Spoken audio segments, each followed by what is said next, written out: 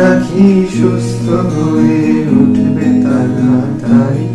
আমার নিরাদ লাগে ভাই, কবে ছব সারাসারি।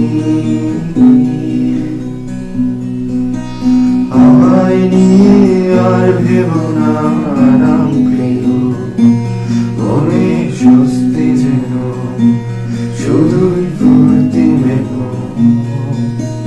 দোলন চাপার মৌসুমে আমি টানছি এবার তোমার মধ্য ঘরে শোভা, স্বভাব না করেছি কবা। তোমায় কে